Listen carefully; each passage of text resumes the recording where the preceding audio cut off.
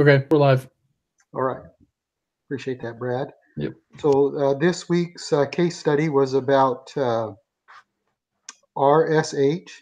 Stephen Cooper had just lost his semiconductor analyst, and he was somewhat in a bind. He promoted a junior analyst to fill the position, I think, to work with power chips until they got a new individual hired.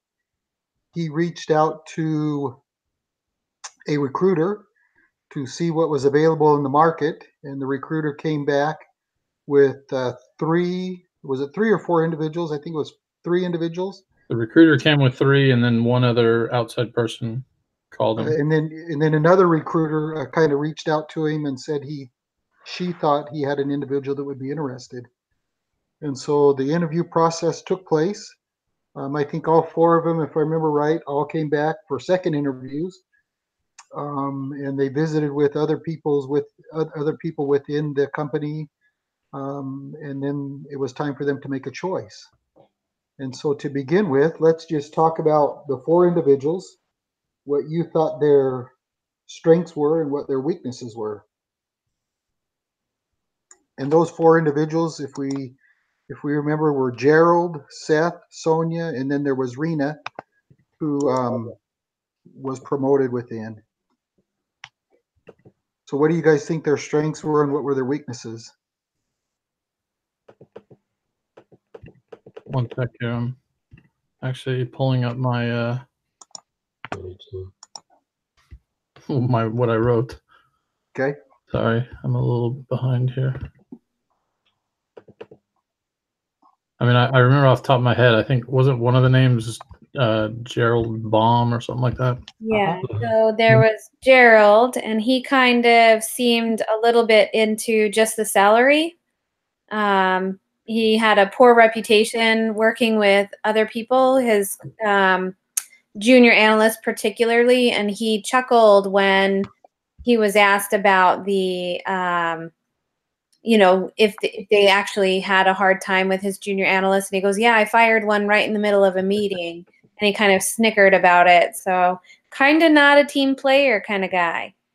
And Gerald was the gentleman that showed up late for the interview. Yep, a little arrogant, wasn't sure why he was even there. Right. Yep. And then there was Dave Hughes. He was well-seasoned, number 2 ranked senior analyst, but Stephen was worried that David was already worn out and that the job had already worn him out, because people in that career field kind of peak and then they get tired. And so he was concerned that he was so seasoned that he would be a little burned out already. But David was going to bring his whole team with him. And let's see.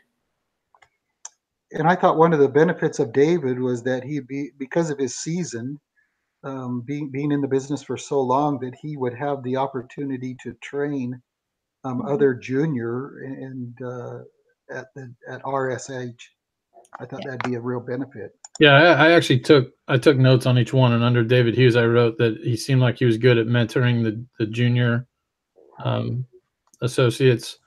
He clearly had a track record of success, and he was the one that it came out that all of his clients absolutely loved him. Yep. And then the third one was Sonia Mitha. Yep. Anything stick out about Sonia with you? You guys? I put that she was able to succeed without the typical infrastructure that RSH would provide. So she kind of was able to succeed under probably more difficult circumstances. Of all of the candidates, she was the only one that actually spoke or brought a global perspective about what she could accomplish. Yeah. And I put that down as one of her strengths as well. And I thought that she was an individual who didn't have the opportunity to work with junior analysts very much. And so a lot of the work that she did was work that she did on her own. I thought she was a great candidate. I thought she was definitely probably the top external candidate. The one thing that actually kind of concerned me, though, that kind of stuck out, was she works in that market and commutes from New York, reverse commute out, and she didn't know her value. relative to the market, which can be a bad thing. Anyway, but she was. I thought she are was a you go-getter. referring to when she asked how much they were making and she was like really shocked? Yeah. Is that what you're referring to? Yeah. Though on the flip side, that may mean that she's not as she's not motivated monetarily as much as some of the other candidates, which can be a definite strength. Though in that market, it's all about the money. Literally all about the It's all about the money. I think I also read about Sonia that when people go from a smaller firm to a larger firm, that it doesn't always translate well. So there was that concern. And then it was brought up a few times that she has children and she may not be as dedicated as an employee as some of the other male counterparts. So I thought that was interesting. I saw that too. I saw that the way she was handling that in her current job was kind of creatively, and I thought maybe she'd be able to balance that potentially in a new role. So when the other candidates that were coming from outside, I saw significant issues with them. They had their strengths, their experience, their drive, but there were some either age, attitude, or one of them had some issues. I thought it was more of a luck, kind of got lucky. And I apologize. We had a death in the family, so I left middle of the afternoon yesterday to drive 7 hours out of state, and I didn't get my write-up done last night. So I had read all the materials the night before, but so I'm not as well prepared as I would normally have been. But. Yeah, I think the lucky card was Seth. I want to say. And he seemed to be like a rising star, but he didn't really have a lot of background on him, and you couldn't get a good feel for who he was and what he wanted. And yeah, I think he was your lucky card. But sometimes that's all you need is luck. What did you guys think about that external study on rising stars moving between jobs and the impact that it had on the overall performance? I thought it was interesting that I would have thought when you read it and you were like, oh, I'm going to hire in this rising star, that immediately that you see the impact of them. But it actually said they diminish because they don't have the same support structure. And I can kind of see what they're talking about. But I think if you're a rising star, I kind of side with if you either got it or you don't. So I don't know. I felt like it was a funny read when I was reading it, just because I was like, I don't know. Do they always diminish, or does it diminish temporarily until they get their feet wet in that corporation and learn the culture? As I read it, I thought of sports and how people pay, franchises pay a lot of money to get the new star or to get the star to come to their franchise. And if they don't have a good build around them, then they do. They don't necessarily fizzle out, but they don't succeed and they don't contribute like they did at their previous franchise or wherever they were playing. And I think it's the same in the corporate world. You've seen the money or read the book or seen the movie or read the book Moneyball? Yeah. Yep. Yeah, it's interesting. You can get those excellent results by effective management of otherwise mediocre players or people that specialize in one thing. So the next question is, who would you hire and why? Let's just kind of go one by one and maybe share with who you chose. And I can start if you want. Sure. So I chose Sonia. I thought she had a lot of talent. I thought her knowledge about the international trade of semiconductors was valuable. Her having young children wouldn't prevent me from hiring her, because there's so much technology, I guess if you call it, that allows an individual to do so much work from home or from an office internationally, and she succeeded with 2 great clients at her previous place, that I thought that she would be the best hire. I liked how she had a lot of questions about the company, about women in the company, and she really wasn't too concerned about monetary funds, because I think she knows that if she does well, that that's a natural, that will be natural and that will come as she puts in the effort. And so that's who I would have offered the job to. Can I make one comment on that though too? Because I don't Yeah. know, I don't think the questions of the group discussion covered this. I thought it was horribly odd that they even mentioned like, well, she's got kids or whatever, and like that to me shows how horrible their hiring practices was. Because I included that in my paper in my write up that their whole firm has an issue with how they're going about the practice of hiring people. Because you can't. I mean, there were 2 instances of that. There was the one you mentioned, and it was on who's the other guy?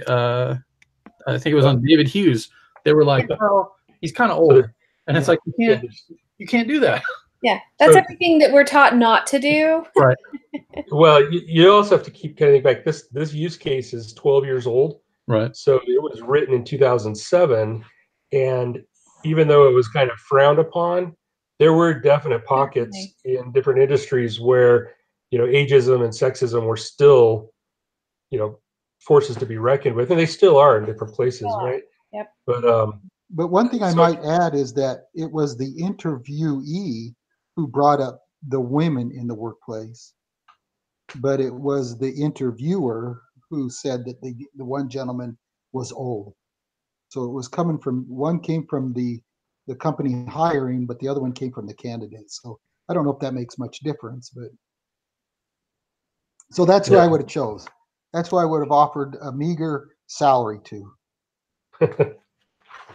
Well, so I'll go second then if you want, because I actually said David Hughes, and it was basically based on what they'd kind of outlined of his track record of success, and outside of the guy who was kind of in charge of hiring, when they did the second interviews, they talked about how all the additional people that talked to him were amazed at his list of contacts. I mean, so he seemed to be a good cultural fit as well, as far as again his ability to mentor the junior analysts.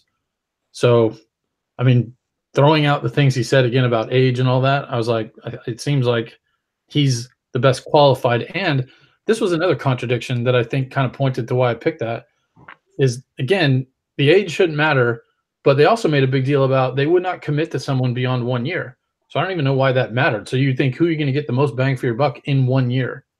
And that's why I kind of figured that's the guy. Good. But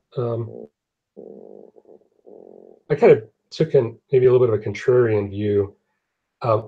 I've seen the effect, that the kind of the rising star effect, or the shining star effect, and people really not do well in a new environment more often. This isn't it's a different space, but that document, that write-up really resonated with me. So I actually, as I was planning what I was going to write out, I was going to recommend Rena because she knows the system, she knew the space, put some focused attention on making sure she was developed, but then to offer Sonia a position on her team as an up-and-coming junior analyst and give her an opportunity to move into the big leagues, kind of create a powerhouse team there. That was going to be my recommendation. That actually was my exact recommendation. Really? Wow. Yes, Wow, I was impressive. like, promote Rena, keep her there because she has a foothold of what Peter was doing. So she understands what his contacts were and what needed to be done. And then I said, and then add Sonia to like as an up and coming, and then, like you said, create a little powerhouse. And I think with both of their salaries, I think the company can afford both of them. Until they start making a bigger profit. So I was right there on that same one. I do agree, though, that David Hughes would probably be a good fit just because he would bring a lot of knowledge. But because the RHS culture of training and, grooming their own stars after reading that paper as well. And it talked about how companies need to grow their own stars, and that's how people become stars. I kind of was like, I think Rena, and I think I would hire Sonia on just to let her get her feet wet and see if that's even something that she's interested in. She might get over there and say, you know what, I don't want this kind of work, and thank you, but no thank you. So then you would lose out. But if you hired both of them, I don't think there would be a loss there. I think it would just be a gain. Nice. That's interesting that two of you in our group kind of thinking down the same path. I think the funny thing is there's probably no wrong answer except for Gerald, who's the show up late jerk, arrogant jerk. So he's probably the only wrong answer. And maybe Seth, the wild card. Yeah. True. Yeah. So here's a comparison of their current salaries. David's current salary is 1.3 million. Gerald's making 0.9 million. Seth is 0.7 million. Sonia is making 0.4 million, and Rena is making 0.3 million. So I know we talked a little bit about salaries and that type of thing, and so that's just a kind of a comparison of what their current salaries are. So you know what's interesting about that too, and again, this is something I wrote into my paper. They did not, whatever the guy's name who was in charge of hiring, they did not define, it just didn't strike me that they had clearly defined the role that they were going after. Because now it does matter to say, like, if I'm bringing David in who wants 1.5 million, then I better want to bring someone who not only is going to deliver results as far as profits, but also is going to mentor and train and uplift the people beneath him as well. Whereas Rena at a lower price, you probably have some lower expectations, but that was one of the things about their hiring practices I didn't seem to like I didn't take it as they had really clearly defined what they were after. I agree. I was kind of blown away by how subjective their hiring process was for the kind of money they're talking about here. Like, I know that's a heck of a lifestyle to have to deal with, but maybe I went into the wrong career. But that was actually one of the things. I think one of the questions was, what would you recommend they do in their, in the future as part of their hiring practices? And I thought, can't remember which one of the firms it was, but they had a very structured method of measuring people's results, looking at the data and kind of making data-driven decisions, as well as the human side, the soft skill component. And I didn't see these guys really looking a lot at the metrics. It was just, are they a star? They rated it a star, which in and of itself was fairly subjective too. I think they could have really, stood to use analytics on their decision.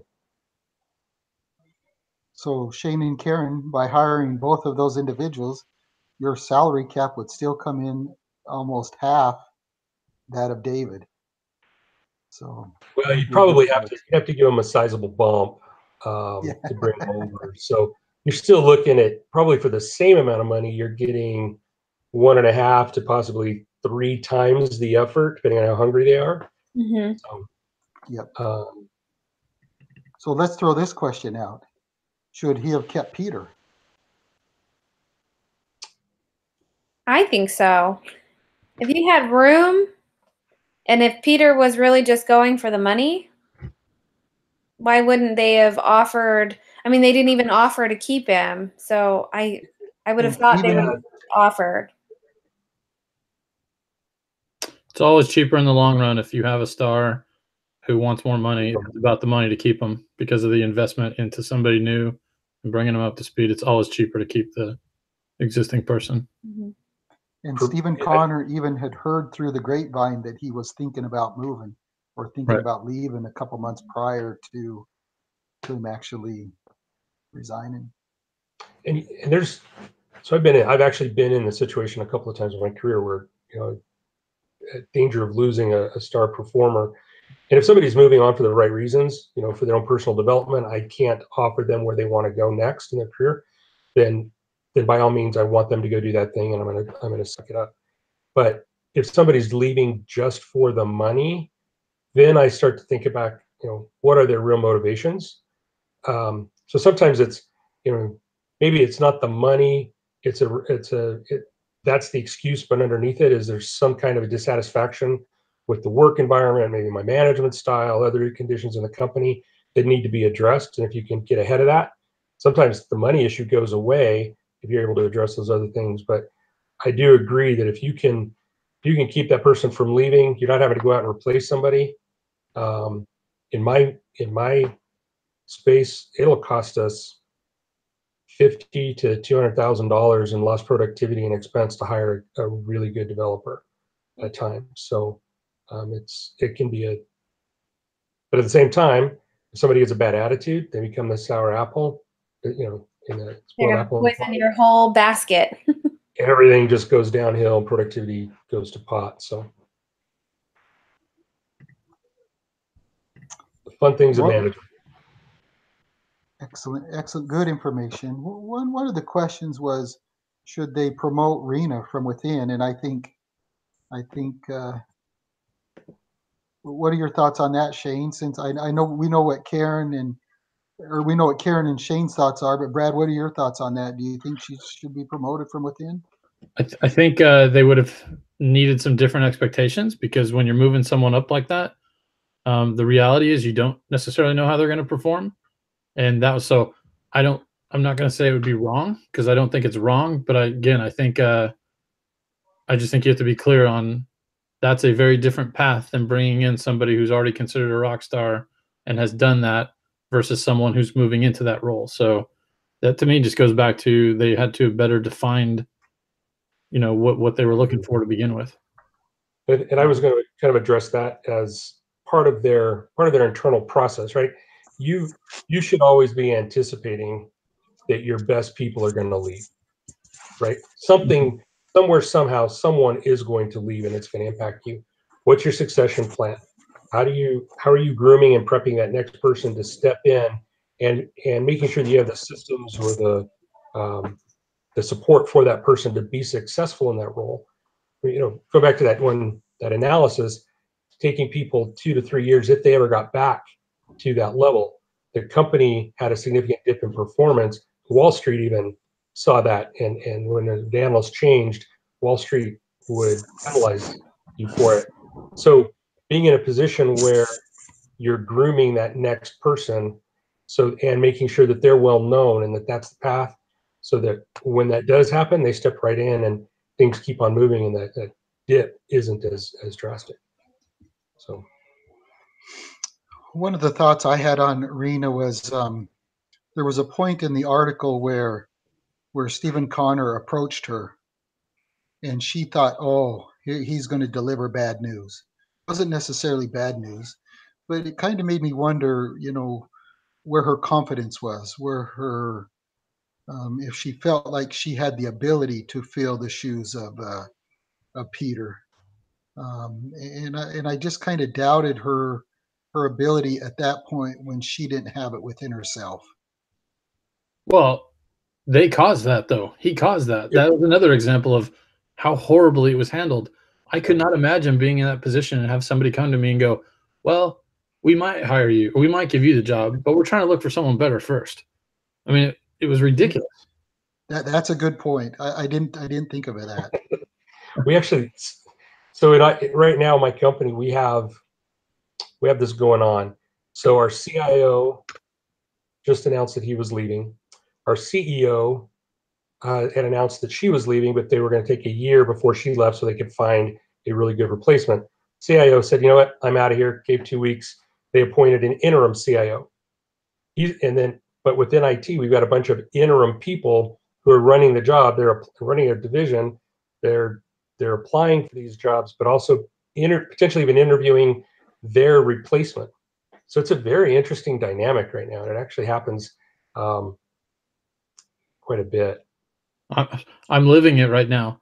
Our CTO left back in July, and I have been sort of labeled the interim CTO. But I've been told I'm not going to be the CTO, and I'm entering CTO replacements. I mean, it's ridiculous, which is why I took 2 calls from a company today that I'm considering. Yeah. Yep. And that position would be a promotion, right, Brad? Yep, absolutely. Be my first chief level job. Yep. That's interesting. And so I kind of keen on that aspect when they were talking about Rena, because I was like, well, here they are promoting that they train people and they give people opportunity and, you know, they want to grow their employees. At least Stephen did, but I guess the higher corporate office didn't agree with that philosophy.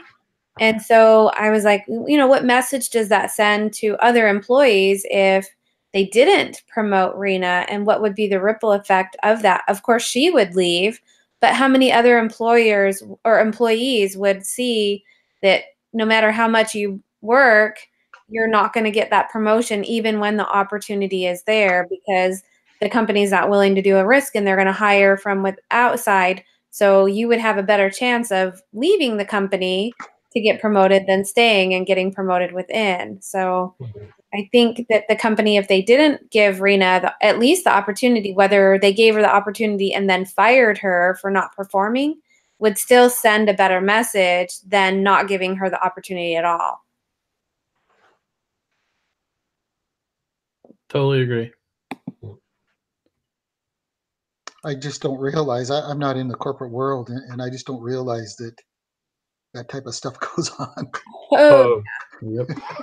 Yep. and oddly enough, my job in the government sector, we are doing the exact same thing, which is why I just left and started a new position, because there wasn't opportunities. We did have one of the branch chiefs. They hired from outside a few years ago, so it sent a message of, you're not going to be able to get promoted. They're going to hire from outside in. And then another of our branch chiefs, she actually wasn't fired, but she was kind of bumped down to a different position. And so now we have an acting chief in there, and he's not going to get the position. They're actually interviewing for that right now. But you know, it's just a very odd situation. And then when I left, it was kind of a big shock, because now they've got to find someone to hire into my spot as well. So I was like, I'm done. I can't take it. And you know, Karen, as I read this article, I didn't even think about a trickle down effect by not promoting within, Yep. and how that would mentally or emotionally affect her teammates. Yep. And that's For what them I to saw see that, when, that didn't Yep. even dawn on me. When one of our bosses wasn't automatically promoted, who had been filling the temporary position for 5 years. You would think after 5 years it would be your job, but no. After 5 years, they didn't give her the promotion, and they hired someone from outside. And that was my straw, because I was like, no matter how long or how hard you work, it wouldn't matter. They're going to do what they want anyway. Yeah, it can be a really tricky situation, because there are times when you do have to bring in, you know, fresh blood, so to speak. Mm-hmm. You've got a new technology that you're dealing with, and you need to bring in some outside expertise to augment your team. Maybe the company's shifting in a new direction, and you need people that have dealt with that kind of thing. And so there are sometimes those drivers. But if you're not actively trying to develop people from within to do those and exposing them to new ideas and new capability and new projects, and challenging them to think, then you run into those situations where it becomes, you know, put in the time, you put in the effort, then, you know, there's that expectation sometimes, and very rightly so. And they just get overlooked, and it's kind of, you're just doing the same thing every day. But, you know, they're not doing any better than I did. Why'd you go outside? Excellent. Well, it's been a good discussion. We just a couple more questions. Does the performance at one firm guarantee high performance at another firm? I would say no. Not necessarily. I think if you, I think some individuals are driven themselves. Others require a good network around them and a support system, but it doesn't always guarantee success from one firm to the other, in my mind. Well, just the differences in company culture too can dictate how well someone performs within an organization. Yeah, culture, systems, the the infrastructure that person has to work with is different from one place to another, and there's no guarantee. Okay. Well, Yep. that's it for the questions. Anyone have anything they want to add before we call it a night? I've been looking to see who they actually hired, but I can't find that information. Does anyone know? The summary never stated. I peeked ahead to see to see if they would save. It wasn't there. And I looked in the group discussion agenda for this week, and I couldn't find it either. So I guess they promote within and hire both ladies. Yeah, my last comment will be that I was just again surprised that the questions were about who should they hire and why, and not how is this a horrible setup for how you're handling your recruitment of people, because it was so bad. Yeah. Okay. Well, Brad, if you want to email me the link once Sure. we get it, and I'll post it online and let everyone know who attended, that'd be great. And then we'll visit next week. Okay, so I'll stop the broadcast now and I'll send that out in an email. Take care, everyone. Thank you. Thank you, guys. Have a good one.